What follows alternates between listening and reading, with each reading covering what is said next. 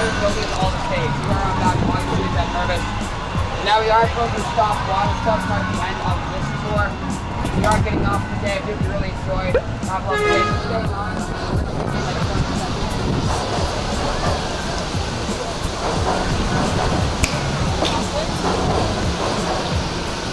Alright, the hot pop, now to be able to enjoy. Have a lovely day.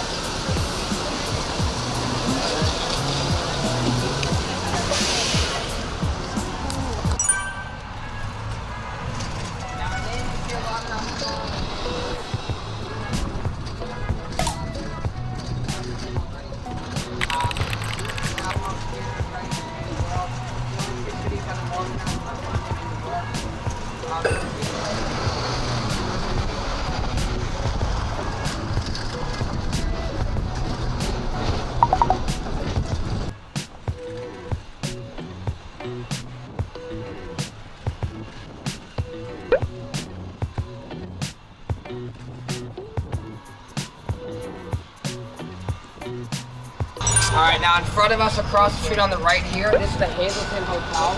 It's a 5-star hotel. Now a lot of celebrities have stayed here. Justin Bieber, LeBron James, Jennifer Lopez, Drake, Meghan Markle.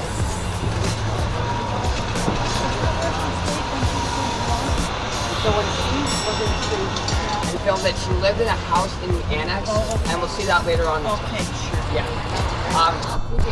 Prison brought it up. So, the other guys about town money. Just up here to the way to run.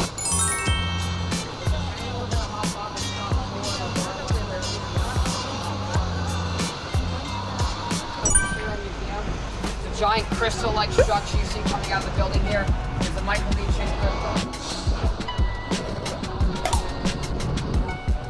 The total cost of the crystal is over $100 million. The museum itself is the 6th largest in all of North America. They have over 3 million artifacts inside, the largest collection of Chinese artifacts of any museum in the world outside of China, and the largest collection of Roman artifacts of any museum in Canada. Around the whole museum of dancing. This beautiful stone building on the left here is RCM, the Royal Conservatory of Music. I spent a lot of time here growing up as my mom forced me to do on my piano. Townhouses in the annex, I'll tell you right now, these are not student housing. They go for a few $1 million each. There are 2 ways to get to Casa Loma. The first way, I would never personally do, but you're more than welcome to. You can take the giant stairs right in front, all the way to the top. No thank you. Easier way by our bus stop, all you do is walk up the road here in the parking lot. And I'll show you that in a second. First, that's the giant stone wall here on the right.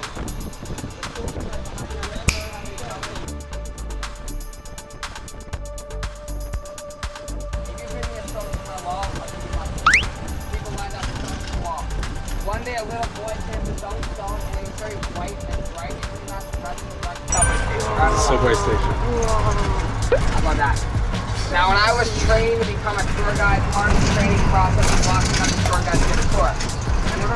Whenever the bus would pass by that subway station, they would all tell the same ridiculous story. As a viewer, I personally found very boring and entertaining at all. So I'm going to do now is put together the exact same thing I went through type of story. Once upon a time, there was a couple walking in the street, there was a little date night. The man was having a great time, the woman not having a good time at all. They get to the subway station, now the man thinks it's a house, the woman knows it's a subway station. She goes, listen, this is my house right here. I'm feeling kind of cold, I'm gonna run inside and grab my jacket.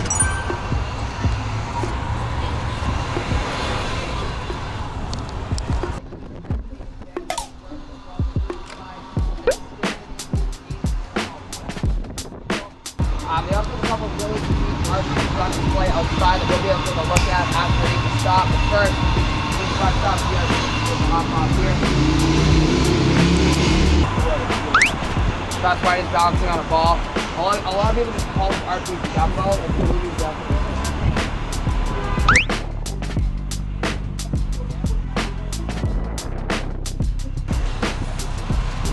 Yeah, you mentioned Butterfield Park, the giant park down there. They're very positive and love the summer camp program. We are now going to broadcast. We're going on the South Street in the newsroom. The wheels on the car spin. You'll probably notice they're not spinning. That's because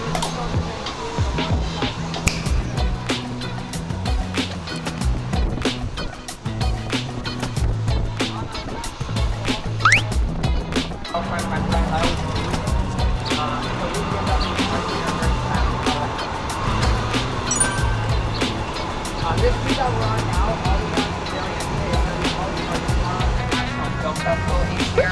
It's the second largest public film festival in the entire world. The only one bigger than ours is out of Harbourfront. The white dome on the roof is retractable. So on sunny days when the roof is open, rainy days the roof is closed. A little personal story I like to tell about the Rogers Center. So Blue Jays have 2 championships in their history. They won back-to-back years in the 90s. Now at the time they were very famous players from Alabama. They've been married for 62 years. Up on the left, you guys see the 3-ground apartment buildings? Here.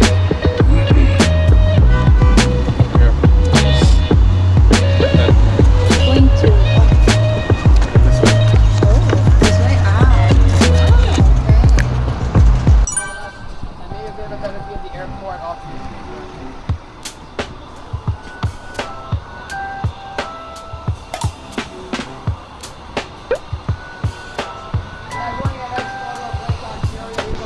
spot here on the right. If you're a baseball fan, you probably heard of Chinese baseball. Once upon a time, we actually hit a home run ball that landed in like our center in Chinatown. If you're a fan of diving, through the phone, like a baseball club. Take a second to find it. Then on the right here is the Amsterdam Brew House. We're very confident for a patio that overlooks the water. It's very confident to see a few hundred baseball fans coming from up the river. Anyone can get off from the boat, right in the back.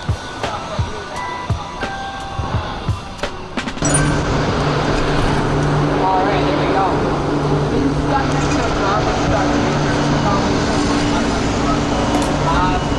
Now, Toronto's probably the biggest city in the entire world for hockey. Big part about the park over here. We never win, but it's pretty important for the West. So, of course, we have the Hockey Hall of Fame. Part of us on the left. See that? Those 4 people are the 4 that got inducted into the Hall of Fame this year. The most recent class of 4 will always be featured there. The Stanley Cup, the trophy that Toronto has won since 1967. There's 2 copies of it in the world. One of the 2 copies will always be in there at all times, so it's pretty ironic. You never win it, but always have it here to see. Man, looking to hop off for the Hockey Hall of Fame.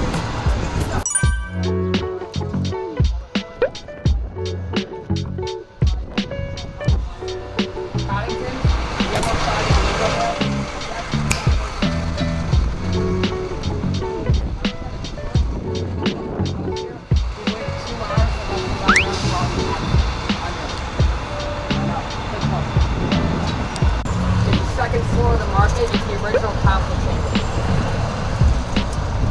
Now the part of Toronto that we're entering right now is called Corktown. The name Corktown comes from the county of Cork, Ireland. That's where the Irish and above it in the green says Corktown. Signs like that will tell you it's sort of the district or section of Toronto.